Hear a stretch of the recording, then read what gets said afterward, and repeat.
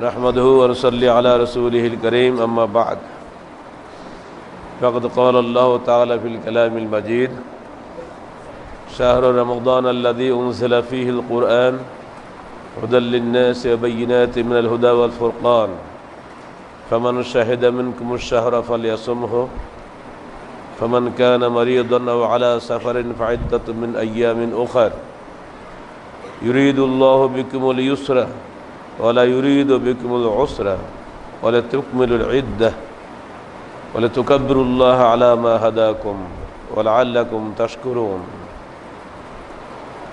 वक़ाल अल्लाहु तआला फ़िल कलामिल मजीद वइज़ा क़ील लहुम इत्तबिऊ मा अंज़लल्लाहु क़ालू बल नत्तबिउ मा वजदना अलैहि आबाअना अवलौ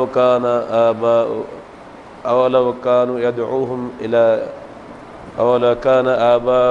यदऊहुम इला अज़ाबिस सईर। वक़ाल रसूलुल्लाह सल्लल्लाहु अलैहि वसल्लम मन फ़त्तरा साइमन काना लहू मिस्ल अजरिहिम मिन गैरि यंतक़िस मिन उजूरिहिम शैअन रवाहु तिरमिज़ी।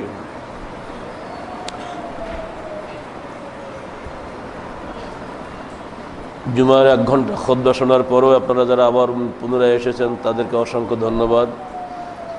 ইফতার মাহফিল যারা করছেন এবং যারা শুনছেন এসেছেন উভয়ের জন্য সুসংবাদটা আগে দিয়ে দিই। قال রাসূলুল্লাহ সাল্লাল্লাহু আলাইহি ওয়াসাল্লাম মান ফাত্তারা সাইমান, যে ব্যক্তি একজন সায়েমকে ইফতার করাবে কানা লাহু মিসলা আজরিহি, সে ব্যক্তি ওই সায়েমের ন্যায় পুরস্কার পাবে মিন গায়রি ইয়ানতাকাস মিন উজুরিহিম শাইআ, অথচ তাদের নিজেদের পুরস্কারের কোনো কমতি করা হবে না। এটা নয় যে সায়েমের পুরস্কার সবই উনি নিয়ে নেবে, সায়েম কিছুই পাবে না, তা না। সায়েম তার পূর্ণ পুরস্কার পাবেন, প্লাস যিনি ইফতার করাচ্ছেন তিনি নিজের সিয়ামের বাইরে ওই ইফতার করানোর সওয়াব পাবেন। এই সওয়াব হাসিলের জন্যই কিন্তু আমরা এখন বসেছি। আর সে সওয়াব কত হবে? আল্লাহ রসুল বলছেন, এটা হাদিসে কুদসি, আল্লাহ বলছেন যে প্রত্যেক নেক আমলের নেকি আমি 10 গুণ থেকে 700 গুণ দিয়ে থাকি, ইল্লা সম ব্যতি রেখে ফাইন্নাহু লি ওয়া আনা আজরি বিহি, কারণ সিয়াম আমার জন্যই রাখা হয় এবং আমি নিজে হাতে তার পুরস্কার দেব। বলুন সুবহানাল্লাহি ওয়া বিহামদিহি। এর ব্যাখ্যাটা কি জানেন? এই অবস্থা এমন যে সময় আমি যখন বক্তব্য রাখছি আমার একেবারে অপরিহার্য ছিল এখন স্যালাইন খেয়ে এখানে আসা, কারণ আমি উঠতেই পারতেছিলাম না, যে অবস্থা। কিন্তু আমি খাবো না, যেদিকে হাতে হায়াত কতক্ষণ থাকে। উদ্দেশ্য তো একটাই, আল্লাহর হাতে নেকি পাওয়া। আপনার হাতে খাওয়া পাওয়া চাইতে আল্লাহর হাতে নেকি পাওয়া বেশি জরুরি না? প্রত্যেকে ওই নিয়তে এখানে বসেন, ইনশাআল্লাহ মনে শক্তি পাবেন। যারা ইফতার করার ক্ষেত্রে 10 টাকা 20 টাকা 100 টাকা 1000 টাকা সাহায্য করেছেন তারাও কিন্তু পূর্ণ মাত্রা নেকি ওইভাবেই পাবেন।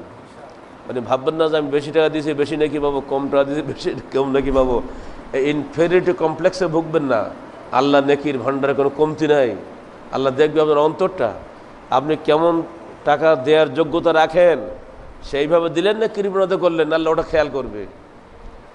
এই জন্য সিরাতুর রসুল তবুকের যুদ্ধ অধ্যায়টা দয়া করে পড়বেন। সেখানে 3 রকম লোক তৈরি হয়েছিল। একদল হলো মুমিনুন, একদল হলো মুনাফিকুন, একদল ছিল বাক্কাউন। এই বইগুলো জেলখানার অনুভূতি দিয়ে লেখা। যারা এসি ঘরে বসে লেখে আর যারা জেলখানায় বসে লেখে তারা এক না। দয়া করে একটু পড়বেন। খালি খাটনি করলাম কিন্তু পড়ার লোক পাচ্ছি না খুঁজে। যখন আল্লাহ রসুল বললেন আমার পরে এই রোমক সাম্রাজ্যের সম্রাটের হামলা এসে গেছে, এই মদিনাকে ওরা গ্রাস করবে, 30 লক্ষ সৈন্য নিয়ে আসতেছে রোম সম্রাট, তোমরা কে কি আছে দাও, আমার কাছে কিছুই নাই, কোনো বায়তুল মাল তো নাই। উনি চাদর বিছিয়ে বসে গেলেন, সবাই দান করা শুরু করলো। ওই সময় চলে খেজুর পাকার মৌসুম, খেজুর পাকলে বেচলে তবে তো টাকা আসবে।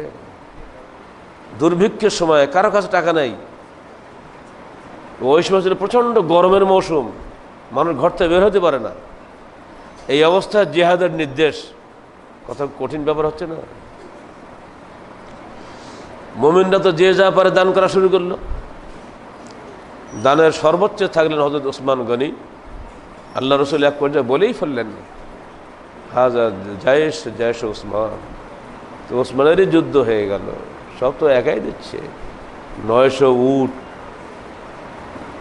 সেই 900 উটের সম্পূর্ণ সরঞ্জাম, এরপরে আবার স্বর্ণমুদ্রা, কি কল্পনা করা যায় নাকি? সেই যুগে উট মানে কি? একটা দুম্বা কেনা যায় না, 900 উট দিচ্ছে। একজন লোক এসছে এক থলে খেজুর নিয়ে, আগের দিন আল্লাহ নবী ওকে দেখলেন কিন্তু না দিয়ে চলে গেল। পরের দিন আবার এসছে। আল্লাহ রাসূল ছিল অত্যন্ত তীক্ষ্ণ মেধা সম্পন্ন মানুষ, এবং তার চোখ ছিল চারিদিকে সতর্ক প্রহরীর মতো। খেয়াল করলেন একটা লোক আসলো কালকে, আজকে সেই লোকটা আবার আসলো, থলি নিয়ে দাঁড়িয়ে আছে, ব্যাপারটা কি? ডাকলেন, এই বাবা কাছে আস, কি ব্যাপার? তো বলি ফেললো, আমি একটা অভাবী মানুষ, কৃষিজীবী, সারাদিন এই মরুভূমি প্রচণ্ড কষ্টের মধ্যে আমি সিয়াম রেখে কাজ করি। কি কাজ করো? বলে পানি সেচে খেতে দেই। পানি সেচে কাজটা আর কঠিন না?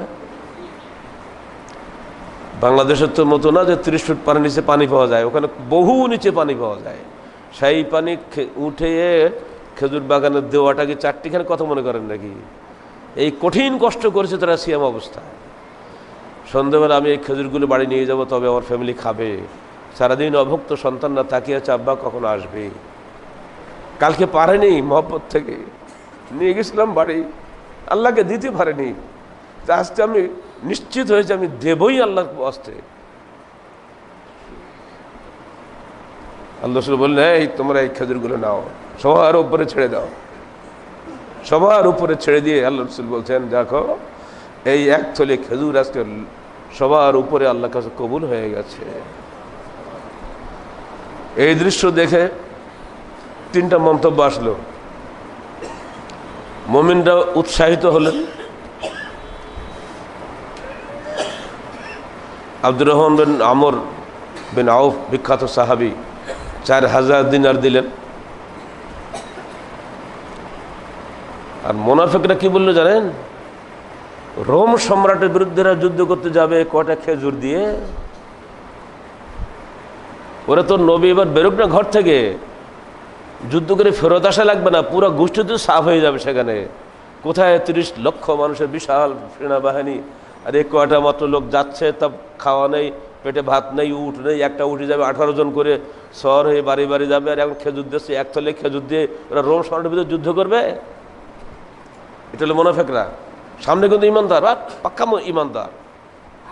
আল্লাহ নবী যখন খুতবা দিতে আসতেন মসজিদে, তাহলে ওই মুনাফিকদের হেড কে ছিল বলেন তো? নাম বলেন। ইবনে উবাইদা সবাই জানে, ওর নাম যে আব্দুল্লাহ।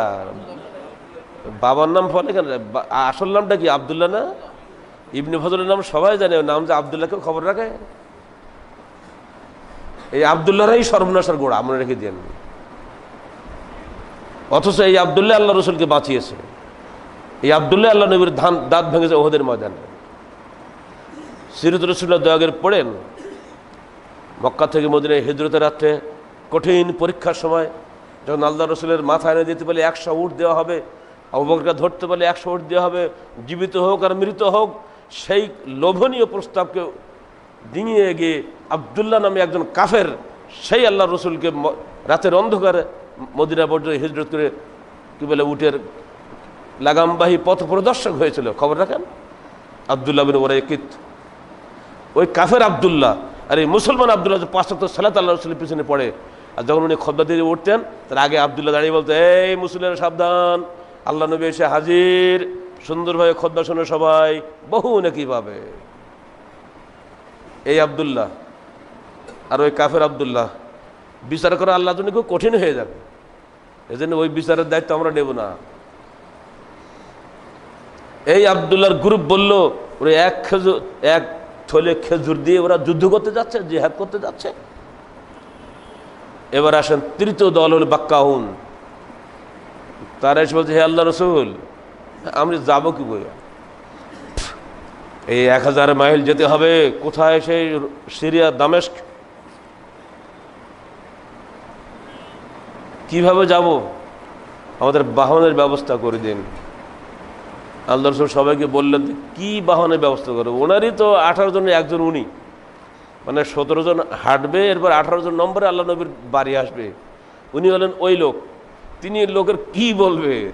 বলে, বাবা আমার তো কিছু করার নাই। কান্না শুরু করলো।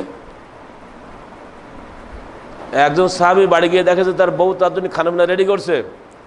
রাগে দুঃখে দাঁত কিড়মিয়ে বলছে, আমার রসুল এই প্রচন্ড গ্রীষ্মে দাবদাহ উপেক্ষা করে জিহাদের ময়দানে চলেছেন, আর আমি বাড়ি বসে খাবো? তোদের লজ্জা শরম নেই? বের হয়ে যাওয়ার বাড়িতে সব, আমি খাবো না, তোর খাওয়া ফেলে দিয়ে হাঁটা দিল একাই। তখন আল্লাহ রসুল চলে গেছে বহুদূর। একদল কান্নাকাটি শুরু করলো, আরেক দল টিটকারি করলো, আরেক দল ইমানের তেজে বেগবান হলো। এই তিনটাই কিন্তু মুসলমান। বাহ্যিকভাবে সালাত আদায় করে, তারাবি পড়ে, সবই করে। 20 রাকাত পড়েনি, তারা 8 রাকাতই পড়তো। কিন্তু আপনাদের মধ্যে 8 রাকাত পড়া লোক ছিল। আল্লাহ নবী জীবনে 20 রাকাত পড়েন। অতএব শুধু আবদুল্লাহ আর আসাদুল্লাহ দিয়ে কাজ হবে না, ভেতর বার সমান হওয়া লাগবে। জবান সবসময় একই থাকা লাগবে, জবান পরিবর্তন হবে না। কিসে জবান? আসুন পবিত্র কোরআন বলেন। আর কেউ জানে না মনে হচ্ছে নাকি? এটা ঘরে ঘরে নারী পুরুষ প্রত্যেকেই বলতে হবে, আসুন পবিত্র কোরআন ও সহিহ হাদিসের আলোকে জীবন গড়ি। এর বাইরে মুক্তির কোনো রাস্তা নাই। শিরক বিদআত করে আপনি আল্লাহর নৈকট্য হাসিল করতে পারবেন না। সহিহ হাদিসকে এড়িয়ে গিয়ে জয়ীফ হাদিস দিয়ে কোশ্চেন করে আল্লাহর নৈকট্য হাসিল করা যাবে না। আহলে হাদিস নাম নিয়ে অহংকার করছেন। কিসের অহংকার আপনার? আছে কি? একটুকে রফলেদার আমিন ছাড়া কিছু আছে আপনার মধ্যে? সব তো শেষ হয়ে গেছে। আমরা চেয়েছিলাম এই সমস্যা সংস্কার করতে। আহলে সাহেব প্রকৃত অর্থে আহলে হাদিস হও, হানাফিরা প্রকৃত অর্থে হানাফি হও, মুসলমানরা প্রকৃত অর্থে মুসলমান হও, ট্র্যাডিশনাল মুসলমান ছেড়ে দাও। এইটা কেউ মানতে রাজি না। আল্লাহ বলছেন এদের উদাহরণ দিয়ে, যখন তাদেরকে বলা হয় তোমরা অনুসরণ করো যা আল্লাহ নাজিল করেছেন, আল্লাহর ওহীর অনুসরণ করো,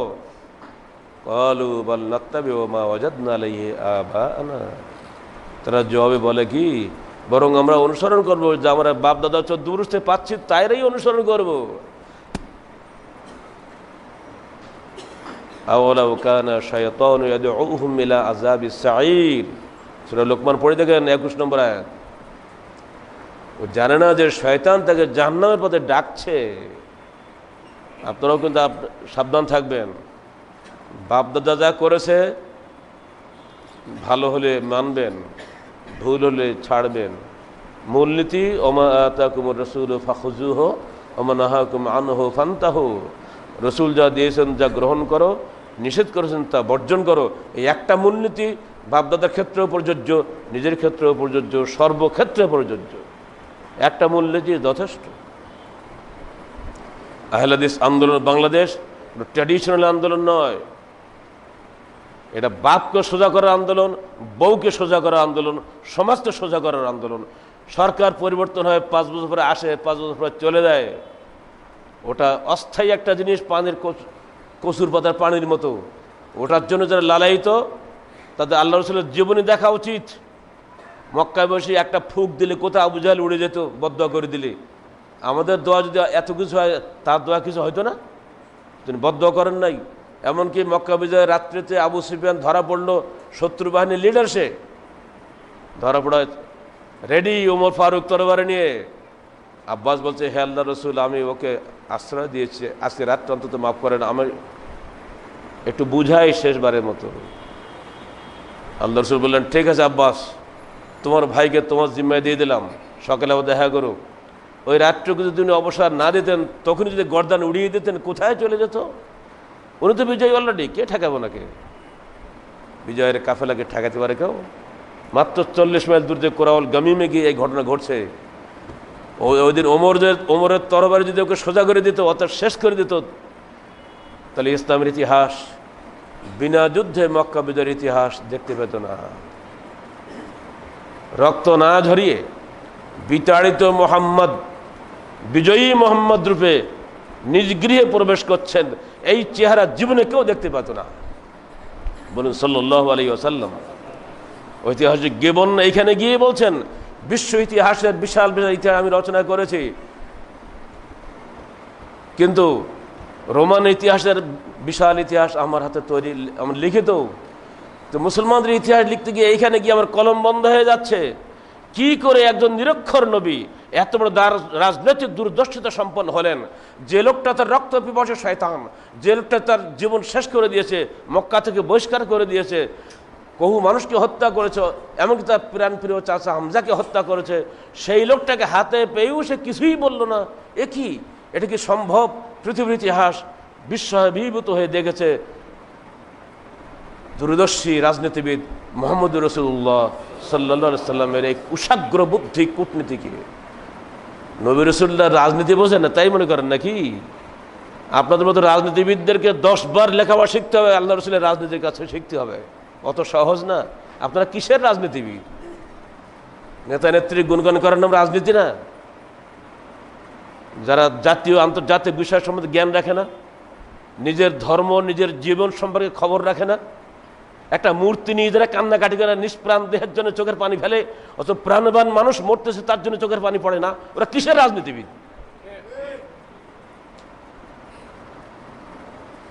আমরা বড় দুঃখ লাগে। আহলে হাদিস আন্দোলন করি বলে মনে করেন আপনারা আমাদের রাজনীতির কিছু জ্ঞান আমাদের নাই? তারিখ পড়েন না, সম্পাদকীয় পড়েন না? দয়া করে এগুলো পড়বে, নিজেদেরকে অহংকারে ভোগবেন না। দেশের স্থায়িত্ব, দেশের অস্তিত্ব সব কিছুর বিষয় নিয়ে আমাদেরকে চিন্তা করতে হবে। এ দেশ একটা সোনার মাটির মতো দেশ, মনে রাখবেন। আমি ইন্ডিয়ান ইনস্টিটিউশন ভাষণে বলে দিয়েছিলাম, 3 পাশে আমরা কুফরিস্তান দ্বারা বেষ্টিত, একদিকে সাগর। হে ইমানদার মুসলমান, তো পালানোর কোনো স্থান নাই এই মাটি ছাড়া। হয় এখানে বাঁচতে হবে, নাহলে মরতে হবে।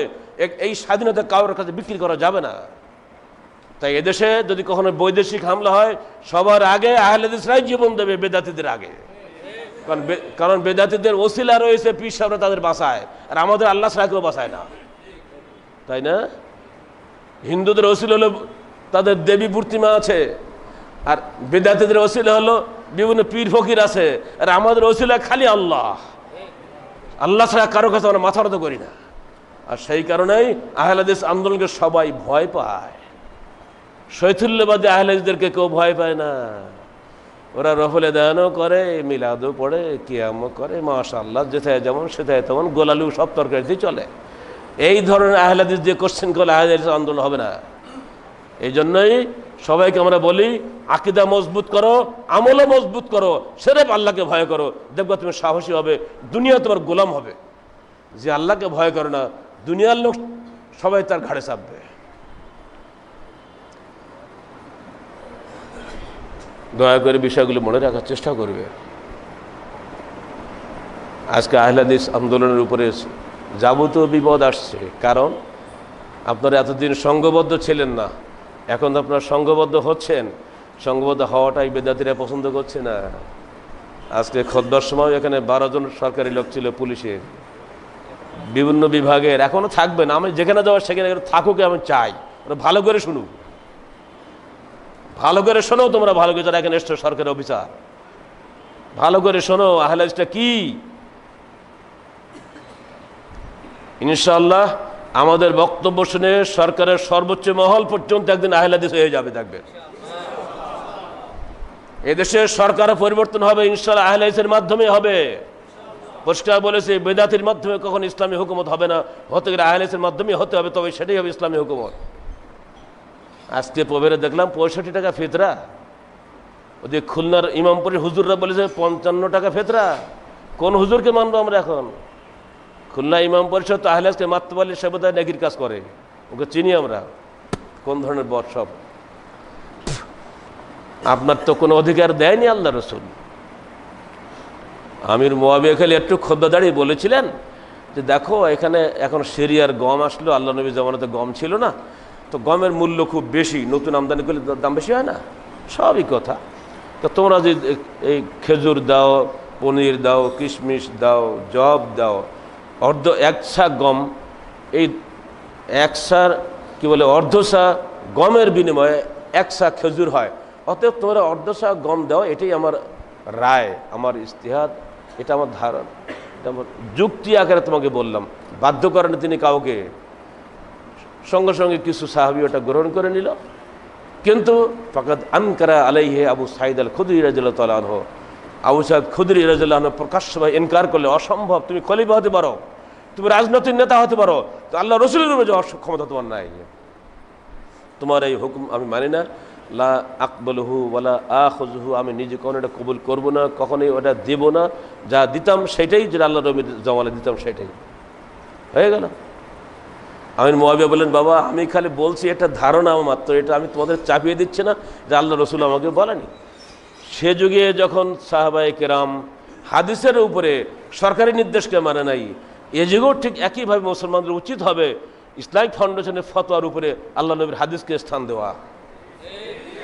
সেখানে বলা হচ্ছে ফরাদা রাসূলুল্লাহ সাল্লাল্লাহু আলাইহি ওয়াসাল্লাম যাকাত আল ফিত্রে সাআম মিন তামরিন সাআম মিন জাবিবিন সাআম মিন শাইরিন সাআম মিন তুআমিন সাআম মিন আকিতিন আলাল হুররে ওয়াল আবদে ওয়াস সাগীরে ওয়াল কাবীরে ওয়াজ যাকারে ওয়াল উনসা মিনাল মুসলিমিন। রাসূলুল্লাহ সাল্লাল্লাহু আলাইহি ওয়াসাল্লাম যাকাতুল ফিতরের ফরজ করেছেন 1 সা খেজুর, সে যুগে যা পাওয়া যেত 4টা নাম আসছে, 1 সা খেজুর অথবা 1 সা জব অথবা 1 সা কিশমিশ অথবা 1 সা পনির। পনির খান তো আপনারা না? ওরে সুবহানাল্লাহ ওয়া বিহামদিহি, এত লবণাক্ত জিনিস মানুষ খায় কেমনে? আমি কিন্তু খুব মজা করে খাই ওটা, ঢাকাতে কিনে রাস্তায় নিয়ে যাই, এত সুন্দর জিনিস লাগে। অথচ এটা মদিনা বাজারে তখন চলতো। এই 4টে জিনিস তোমরা দাও। ইবনে আব্বাসের রওয়ায়াত আছে কেউ কেউ আটাও দিত, ছাতুও দিত, ভালো খাদ্য জিনিস। এর বাইরে কোনো খাদ্যবস্তু ছিল না। কাদের উপরে? আলাল হুররে, স্বাধীন ব্যক্তির উপরে, ওয়াল আবদে, গোলামের উপরে। গোলাম মানে বুঝেন তো, কৃতদাস, তার কিচ্ছু নাই, কিন্তু সাদকাতুল ফিতর মাপ নাই। তারপরে যাকারে ওয়াল উনসা, নারীর উপরে পুরুষের উপরে, আর সগীরে ওয়াল কাবিরে, ছোটোর উপরে বড়োর উপরে। আপনাদেরকে ফতোয়া দেওয়া হলো, খেয়ে পেয়ে যদি জাকাত দেওয়ার অধিকারী যারা হবেন 200 দিরহামের মালিক হবেন অথবা 7.5 ভরি সোনার মালিক হবেন, সাংসারিক খরচের বাদ দিয়ে, সেই ব্যক্তি মাত্র জাকাতুল ফিতর দিবেন। এই ফতোয়া ভুল, মারাত্মক ভুল। একজন ব্যক্তি একদিনের খানাপিনা যার বাড়িতে আছে, এবং অর্থাৎ পরিবারের সবার একদিনের খানাপিনা যারা আছে, সেই ব্যক্তি 1 সা করে ফিতরা দিবে। এখানে ওইটা শর্ত নয় যে তাকে ধনী হওয়া লাগবে, কারণ আব্দ মানে তো বুঝতেই পারছেন, এ তো ব্যাখ্যা দেওয়া লাগে না। আপনি ব্যাখ্যা করে হাদিসকে উল্টে দিবেন, তা তো হওয়ার কথা না। একটা মারাত্মক ভুল এদেশে চলছে, ফলে অধিকাংশ মানুষ ফিতরা দেয় না। ফিতরা দিবেন নিয়ম মতো। ছোট বাবু আজকে হলো ঘরে, ফজরের সময় বাচ্চা হয়েছে, আপনি ঈদ পড়ার আগেই তো হয়েছে, তাই না? ও ফিতরা দিবেন না? মনে রাখবেন, ফিতরা শুধু সায়েমের জন্য ফরজ নয়, আর সাদাকাতুল ফিতরে সাদাকাতুন নুফুস, এই কথা মনে রাখবেন।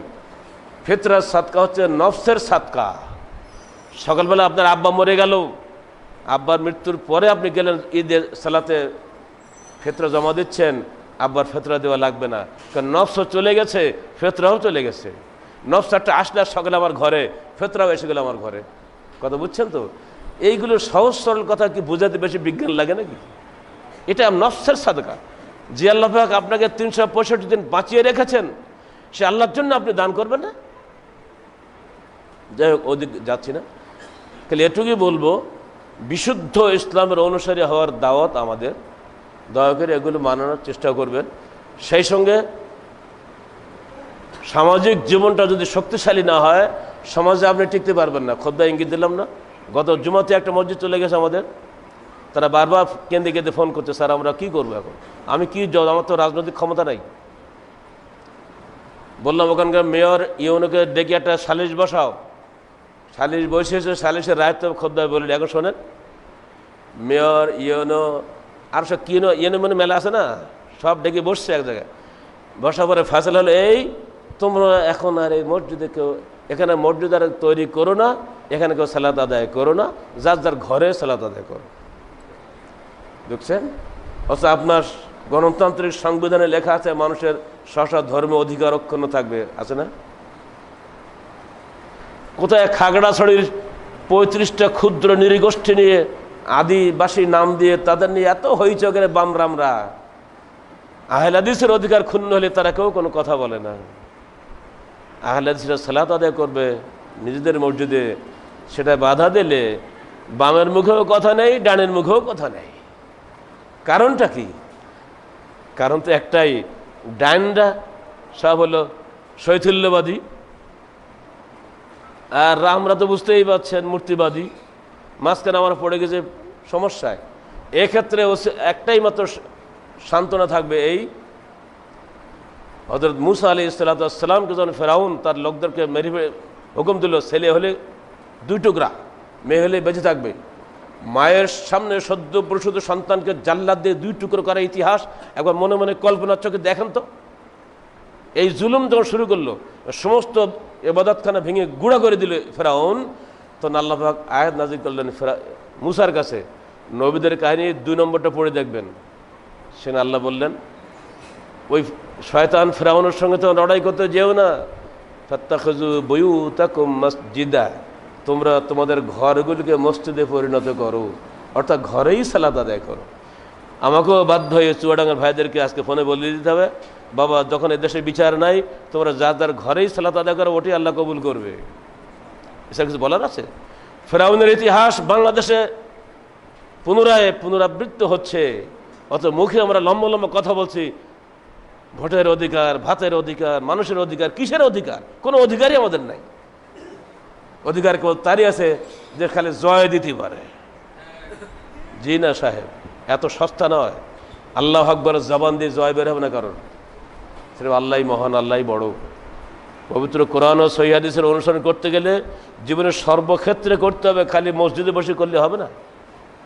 সেই জন্য আপনাদেরকে বলছি, দ্রুত ঐক্যবদ্ধ হন, সমাজবদ্ধ হন।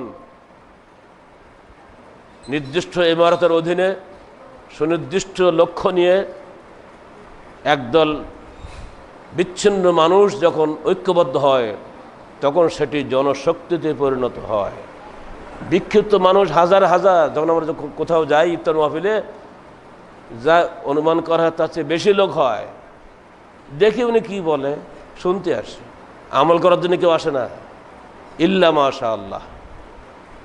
আপনাদেরকেও বলছি, দয়া করে জনশক্তি হন।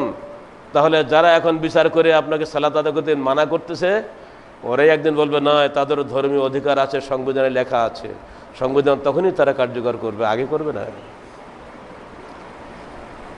পরিশেষে কটায় আপনাদের 45 না, সময় নেই। মা বোনদের সম্পর্কে কিছু বলতে হবে। মা বোনেরা অনেকে আসেন বা তাদের স্বামীরা ভাইরা এখানে আছেন। জুমার খুতবাতেও বলেছি, আবারও বলছি, মা বোনদেরকে কেবল পেঁয়াজি বানানোর কাজে লাগাবেন না। দয়া করে তাদেরকে জান্নাতের অধিকারী হওয়ার জন্য কিছু পাথর সঞ্চয় করার সুযোগ দেন। বড় বিপদের মধ্যে আছে মা বোনেরা। তাহারিক যখন তারা পড়ে, ইন্টারনেটের বক্তব্য যখন তারা শোনে, সবাই চায় যে আমরা ঐক্যবদ্ধভাবে দিনের কাজ করি। সুদূর আমেরিকা থেকে ফোন করছে আমার বাসাতে, বলছে স্যার, আমার কাছে সরাসরি নয়, আমার ওয়াইফের কাছে। বলতে আমরা তো স্যারের বইটা এখানে পাই না, বাংলাদেশ থেকে বই কিনে এখানে আনতে যা বই ছাপার দাম আছে 3 গুণ বেশি খরচ হয়। খালি ইন্টারনেটে ওনার খুতবা শুনে শুনে আমরা আহলাদিস এখানে। তো আমরা এখানে স্বামী স্ত্রী দুজনে ডাক্তার, এসেছিলাম আমেরিকায় বহু টাকা ইনকাম করবার জন্য। তা আমি মিসেস ডাক্তার, ডাক্তারি বাদ দিয়েছি, কারণ এখানে নারী পুরুষে কোনো ভেদাভেদ নাই, পৃথকভাবে কোনো ব্যবস্থা নেই মহিলাদের। পুরুষ মহিলা ডাক্তার সব মিলিতভাবে কাজ করতে হয়। এই কারণে আমি বাধ্য হয়ে বাদ দিয়ে বাড়িতে থাকি। তা আপনার স্বামী কী করে? তাহলে হ্যাঁ, স্বামীর মধ্যে ইসলাম আছে কিন্তু দিন নাই। জিজ্ঞেস করা হলো এর ব্যাখ্যা কি? তো ব্যাখ্যা আর কি বলবো, উনি চেল্লায় যান ঘন ঘন, জামা লম্বা টম্বা সবই ঠিক আছে, কিন্তু দিন বুঝেন না। আর কিছু শুনতে চান নাকি আপনারা? একজন মহিলা কিভাবে বুঝেছে দেখেন, ব্যস্ত হই না। একজন মহিলা দিন কত সুন্দর করে বুঝেছে, আর ওই পুরুষটা চিল্লার পর চিল্লা দিয়ে ওর দিন বোঝে নাই। খালি কাপড় ঠিক আছে। আমাদের যেন সেই একই অবস্থা না হয়। আমাদের মধ্যে দিন আছে, ইসলাম আছে, দিন নাই, এই কথা যেন আমাদের ক্ষেত্রে প্রযোজ্য না হয়। আপনারা হৃদয়ে অর্থাৎ ভিতরে বাইরে ইসলামের অনুসারী হওয়ার চেষ্টা করুন। নিজের পরিবারকে এবং নিজের বাহিরের জগৎটাকেও সুন্দর করে গড়ার চেষ্টা করুন। মা বোনদেরকেও সুযোগ দিন, তারা যেন দিনের দাওয়াতে আসতে পারে, সাপ্তাহিক তালিম বৈঠকে বসতে পারে। এবং সবচাইতে বড় কাজ হবে আপনার সন্তানগুলোকে পথে নিয়ে আসা। আমরা শুনতে পাচ্ছি পত্রিকার মাধ্যমে বোরকা পরে নাকি জঙ্গিবাদে যাচ্ছে, আশ্চর্য ব্যাপার। কিছু মহিলা বোরকা পরতো, তাদেরও আর বোরকা পরার উপায় নাই। একটু 2 মিনিট পরে, কয়েকদিন আগে আমার রাজশাহীর ঘটনা, ইফতারের অর্থাৎ রমজানের 2-3 দিন আগের ঘটনা। আমাকে এসে বলতে, স্যার আমাকে থানায় ডেকেছে, রাত্রে 1:30টার সময় পুলিশ গিয়েছে, গিয়ে সারা ঘর তল্লাশি করেছে, কিছুই পায় নাই। বলেছে বাড়িওয়ালাকে থানায় যেতে বলবেন, উনি বাড়ি ছিলেন না। উনি সকালে চলে গেছেন থানাতে, গিয়ে বলছে ভাই আপনারা আমাকে কেন ডেকেছেন? তো আমাদের ওখানে নাকি সোর্স থাকে নাকি। এবার সে সোর্স নাকি বলেছে এই বাড়িতে বোরকা পরা মেয়ে একটু ঘন ঘন যাতায়াত করছে, তাই বাড়িতে তল্লাশি করলে কিছু বোমা টোমা যদি পাওয়া যায়। চিন্তা করেন। তখন ওই পুরুষ লোকটা বলছে, বাবা আমরা তো নতুন আহলে হাদিস হয়েছি, দিন পালন করি, আমাদের মহিলারা আগে কখনো বোরকা পরতো না, এখন বোরকা পরে, আমার মেয়েরা বোরকা পরে স্কুলে যায়, মাদ্রাসায় যায়, আমরা বোরকা কি তাহলে বাদ দিব? তো ওসি সাহেব বলছে, না না আর বোরকা বাদ দিতে বলছে না, যেন কেউ জঙ্গি টঙ্গি না হয়। তো এই কথা তো আপনি সকালবেলা ডাকলে আমি থানায় এসে বলে যেতাম, রাত 1:30টার সময় ঘরে ঢুকে উৎপাত করলেন কেন? যাই হোক, এটা তাদের একটা পলিসি নাকি এটা করা। এই জন্য আমরা বলছি, আহলেস মেয়েরা শোনো, যারা সত্যিকারের আহলেস হয়েছ, কোনো অবস্থায় যেন ইশারায় ইঙ্গিতে যদি বোঝো ওই মহিলাটা জঙ্গিদের বই পড়ে। জঙ্গিদের বইয়ে অনেকগুলো বই আছে। একটা বই আমাদের কাছে এসেছে, যারা আমাদের বই যারা পড়ো তোমরা জানো, কি যেন বইটার নাম? একামতে দিন পথ পদ্ধতি বইয়ের মধ্যে রেফারেন্স দেওয়া আছে, দেখে নিও। যুগে যুগে শয়তানের হামলা, এই বইটা আমাদের বিরুদ্ধে লেখা। এই যুগের শয়তান হচ্ছে, কারে কি বলবো, এখন বসে নিজেই বক্তব্য রাখছি আমি এখানে, শয়তান। হ্যাঁ, 1 নম্বর শয়তান নাকি আমি, মানে ওদের জিহাদের বিরোধিতা করার জন্য আমি হলাম তাদের দৃষ্টিতে 1 নম্বর শয়তান। অথচ পুলিশ বিভাগ আবার আমাকে বানাইছে 1 নম্বর জঙ্গিবাদী। যাবো কোন দিকে? জঙ্গিরা আমাকে বানায় শয়তান, আর পুলিশ বিভাগও আমাকে বানায় শয়তানের উস্তাদ। তাই হ্যালো সিটি অ্যাপসে আমাদের একামুদ্দিন বইটা রেখে দেখায়, ওটা খুললেই আগে আমাদের একামুদ্দিন পদ্ধতি বইটা বের হয়।